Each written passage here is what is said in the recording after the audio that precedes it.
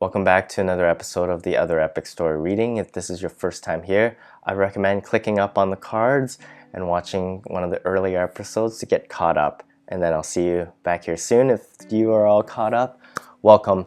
Let's get right to it. This is Chapter 3, Part 3. The thoughts of Henry and Jennifer together made him ill, and there was only one cure. Henry had been an acquaintance. Delaine could not say that he knew him well, but he was always friendly when they crossed paths. But it was that subtle deceit accompanying each smile, handshake, and salutation that drove Delaine mad.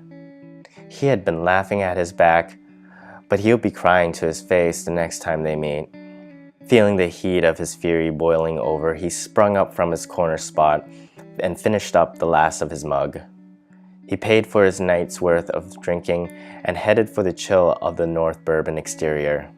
After he caught his breath and refocused his eyes, he attacked his mission by seeking out Frank Elias, the little sheriff. He cheered himself up a little now that he had his plan in motion, and that something would happen. That for once in his life he would be the cause and not simply the effect. Delaine took another breath and felt the gratification of his plan and the drink he had consumed. From the entrance of the bar, he went crashing down the street like a madman, looking over top of heads and through street obstacles for a sign of the boy. The search took longer than it should, but when Delaine finally saw the boy, he was working through his rehearsed speech with a carpenter's daughter. Then Delaine realized the severity of what he was attempting to do. "They'll hang you for this," said the voice. "They'll burn you at the stake if you say the wrong thing after, but either way, you will die." Delaine bit his lips and shook the voice away. His relationship with his conscience is notoriously contentious.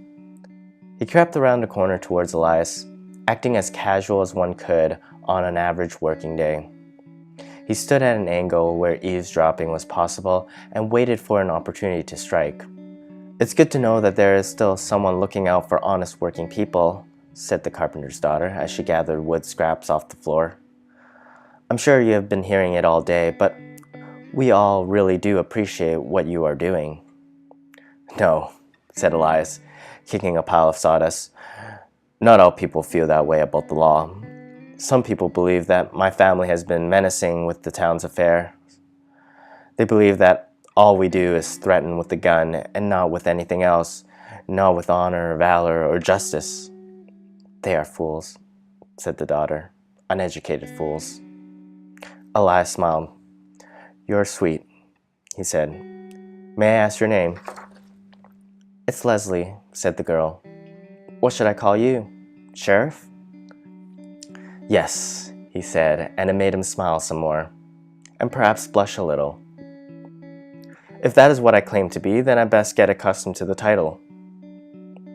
He paused for a moment to gather himself. "I say, Leslie, do you work here alone often?" "It's my father's shop," she said.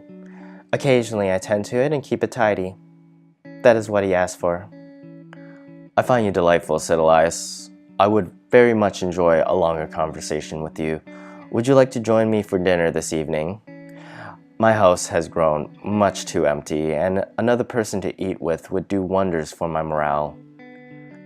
I must ask my father before I commit, but I would love to join you." She smiled bashfully at the possibility of having a sheriff as a husband. "Shall I go ask him now?" "If you would like," said Elias, smiling ever more, far from the expression of a law enforcer. "I shall wait here for you."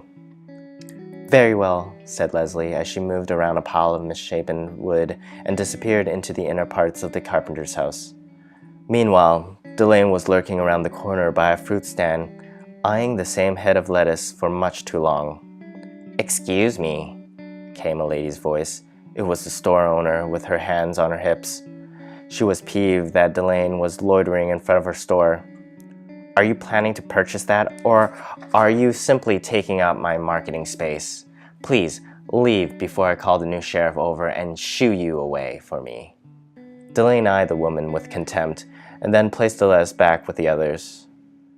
"No need," said Delaine. I was meaning to have a conversation with the new sheriff myself. What do you think of him, if you don't mind me asking?" The store owner furrowed her brow, but couldn't refuse an opportunity to express her opinion to someone who was willing to listen. "Me?" she began. "I don't think much about that young man. His father was a fine sheriff, but then again, we live in a very decent town. North Bourbon is a fair place. Our citizens are very capable people. We don't run on some illusion of government. We run on honor and nobility. To see a man be a sheriff means there is one fewer farmer or merchant or upkeeper. To have a sheriff to me always seemed like having a freeloader that doesn't do much until he is called upon, and still he doesn't do much. So what do I think about that young man with a pistol bigger than him? I think if he can allow the people to feel secure, then that is all that matters. Now, are you going to buy something, or are you just wasting my time?" "Sorry," said Delaine, edging away slowly. "I have wasted your precious time." He could hear the shopkeeper muttering some profanity as he made his way toward Elias.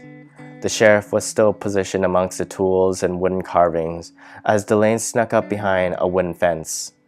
The pressure of the plan was getting to him. Then, before he had a chance to approach or flee, Leslie returned. "So," said Elias, "what did your father say?" "He said that I may," said Leslie, "but only that you walk me home before the fog rises." "That is a simple order," said Elias, "though the fog comes so early this time of year. How can we enjoy dinner without feeling rushed? It seems unreasonable for your father to suggest something like that. Well, let him know if the fog appears, I am still capable of protecting you. No disrespect to your father. Now, shall I pick you up towards the end of my day, say at the 5th hour?" "That would be lovely," said Leslie. "I shall wait here for you." "Then it is set," said Elias, taking the carpenter's daughter's hand. "I shall see you at 5. "See you," said Leslie, admiring the young sheriff as he turned and walked away. There was a new bounce to Elias' step as he traipsed down the avenue. There were so many things new to him that day that he almost felt like he was overwhelmed by the weight of it all. His status and perk as sheriff was suiting him quite well after all. The title kept his posture straight when he walked, and that was something that came only with pride or arrogance. He was a teenage heartthrob, not a sheriff. With his head in the clouds, Elias wasn't aware of the tall, disgruntled man walking towards him, fast. Before he could dodge him, the two collided. Elias fell to the ground harder than Delaine expected. His sheriff body still had a lot of maturing to do. For now, he was a skinny little boy picking himself up from the ground. "My apologies," said Delaine, holding out his hands for Elias. "You turned so suddenly that I didn't see you." Elias ignored his hand and got himself up and brushed himself off. "I did not turn," he replied sourly, "for being side-winded so easily. You, sir, need to be more observant." While Elias adjusted his hat, Delaine got a glimpse of his face. The boy had a strong jaw, hollow cheeks, and deep, dark brown eyes. "Oh my," said Delaine. "You are Elias's boy. I heard news about your father. Please, take my condolence." "You knew my dad?" he asked, patting the dust off his father's coat. "Your father and I were good friends," said Delaine, offering his hand again. "Aaron Delaine, nice to meet you." "Pleasure," said Elias. "Now, if you may excuse me." "I don't mean to be a bother," said Delaine, as Elias started to maneuver around him. "But are you the new sheriff in town? Has someone appointed you as the replacement for your father, or did you simply wake up this morning and took initiative?" "That is a very insulting question, Mr. Delaine," said Elias. "My father passed, but it is his legacy that I inherited." "Sorry if you find that insulting," said Delaine, following the boy down the road. "I would never mean to say anything to disrespect your family. I was only curious, that is all. I was curious at the fact that someone of your age Say no more, said Elias, stopping. I understand your doubts, and I'm sure others feel the same, but I cannot help what others feel. The only way for me to prove my worth is to serve. I am a proud man, Mr. Delaine, and my father has given me an important task, and I dare not disappoint. Elias's childish optimism made Delaine smile. Perhaps his grin was sinister, but if one could see past his plan, then they would see that the real expression was of pity. Delaine knew that the boy sheriff was unaware that his father's pistol was no longer in his holster upon his belt. Instead, it was strapped comfortably between Delaine's back and his trousers. He had done it. To speak with Elias further would be to truly embarrass the boy. He shall walk away now, and pull the other pieces of the foundation of his life. My praise for your father, said Delaine. He has raised a fearless boy. All the best. Thank you, Mr. Delaine, said Elias, taking his hand for a shake. Your support will not be forgotten.